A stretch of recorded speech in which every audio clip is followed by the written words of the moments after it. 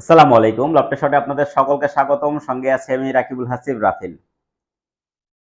Australia, New Zealand, দক্ষিণ Africa, Zimbabwe, Pakistan বা ভারত যাদের কাছেই বাংলাদেশ পরাজয় গ্রহণ করুক না কেন, অবশ্যই সেটা কষ্টদায়ক।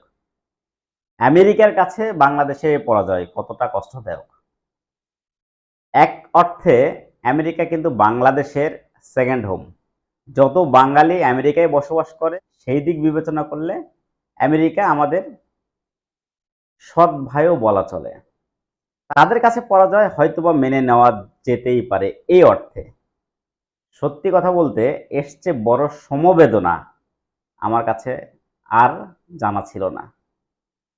ভাবা যায় এত প্রস্তুতি নিয়ে বিশ্বকাপ খেলতে যেয়ে আমেরিকার কাছে পরাজয়, এটা কোনোভাবেই মেনে নেওয়ার মতো না।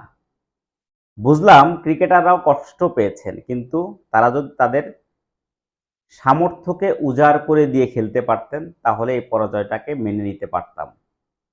আপনার কাছে কোনোভাবে মনে হয়েছে আমরা আমেরিকার সাথে খেলছি? শুরু থেকেই আমার কাছে কখনোই মনে হয়নি। মনে হয় অস্ট্রেলিয়া, নিউজিল্যান্ড তাদের সঙ্গে খেলছি।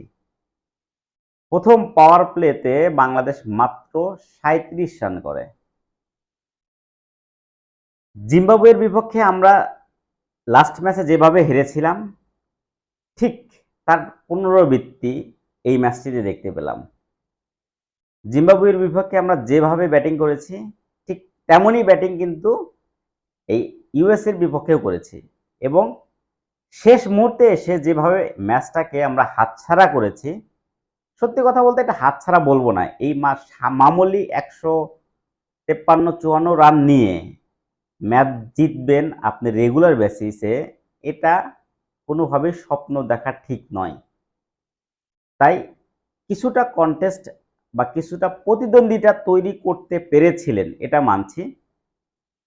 কিন্তু এই ধরনের রান করে ম্যাচ জেতা, এটা একটা ফেক কনফিডেন্স ছাড়া আর কিছুই না। যদি ম্যাচ জিততেন তাহলে একটা যে কনফিডেন্টটা তৈরি হতো, এটা অ্যাবসুলেটলি ফেক কনফিডেন্ট। সেই দিক বিবেচনা করে আমরা লাস্ট দুটা ম্যাচ যে জিততে পারিনি, এটা আমার মনে হয় ক্রিকেটের জন্য ভালোই হয়েছে। কিন্তু ভুল থেকে শিক্ষাটা কি নিলাম? ইউএস এর মতো বলার পাওয়ার প্লেতে মেরিন ওভার নিচ্ছে। ইউএস এর মতো দলের বিপক্ষে পাওয়ার প্লেতে 18টা ডট বল। ৮ নম্বর ওভারেও ওই সেম বলার মাত্র ১ রান দিয়েছে। আমরা উইকেটে যাওয়ার পরে এতটাই একটা বন্দি খাঁচার মধ্যে আবদ্ধ হয়ে থাকি, স্ট্রাইক রোটেট খেলা তো দূরের কথা, সিঙ্গেল পর্যন্ত বের করতে পারি না। ইনিশিয়ালি ব্যাটসম্যানেরা যে ৩-৪টি ডট বল খেয়ে এমন একটা চাপ তৈরি করছেন নিজের উপরে, সেখান থেকে আর নিজেকে বের করতে পারছেন না। এটা সবগুলো ব্যাটসম্যানের ক্ষেত্রেই এই জিনিসটা কিন্তু ঘটছে। ইউএসএ তারা তাদের সামর্থ্যকে বেশ উজাড় করে ক্রিকেট খেলেছে, কিন্তু এর চেয়েও বড় ব্যাপার হচ্ছে ইউএসএ বাংলাদেশকে নিয়ে যথেষ্ট হোমওয়ার্ক করেছে। একটা জিনিস লক্ষ্য করে দেখেন, ইউএসএর মতো দল লাস্ট 5 ওভারে তারা দুইটি ওভার তারা বাঁহাতি স্পিনার দিয়ে স্পিন বল করিয়েছে। তারা জানে জাস্ট উইকেট টু উইকেট বা ব্লক হলে যদি বল ফেলতে পারে, তাহলে বাংলাদেশি ব্যাটসম্যানরা সেটাকে বড় শট খেলতে পারবে না। ঠিক সেটাই হয়েছে।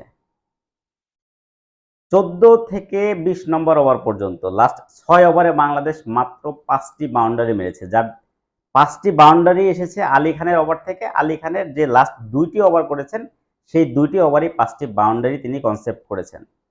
এছাড়া বাকি যে 4 ওভার ছিল, সেই 4 ওভারে কিন্তু বাংলাদেশ একটি বাউন্ডারিও মারতে পারেনি।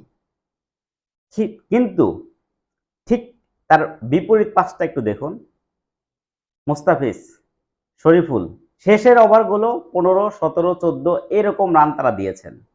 কিভাবে তাহলে ম্যাচ জয়লাভ করবে বাংলাদেশ? স্লো ওভারে আমরা রান করতে পারছি না, আবার স্লো ওভারে বলাররা তার লাইন লেন্থ খুঁজে পাচ্ছে না। এইভাবে যদি চলতে থাকে তাহলে বিশ্বকাপে আমার মনে হয় প্রতিযোগিতায় অংশগ্রহণ করাটাই একটা প্রশ্নবিদ্ধ হয়ে দাঁড়িয়েছে। আইসিসি একটা সম্মান জানিয়েছিল বাংলাদেশকে, সরাসরি তারা কোয়ালিফাই করেছিল। হ্যাঁ, মানছি যোগ্যতা দিয়েই কোয়ালিফাই করেছিল। তারপরেও প্রশ্ন থেকে যায়, যে দলগুলো বিশ্বকাপে কোয়ালিফাই করেনি, যে দলগুলো বিশ্বকাপের একদমই আন্ডাররেটেড, সেই দলের বিপক্ষে বাংলাদেশের এই ধরনের পরাজয় অবশ্যই প্রশ্ন দাঁড় করিয়েছে তারা কিভাবে সরাসরি বিশ্বকাপের মূল মঞ্চে খেলে। যাই হোক, প্রত্যাশা আর করব না।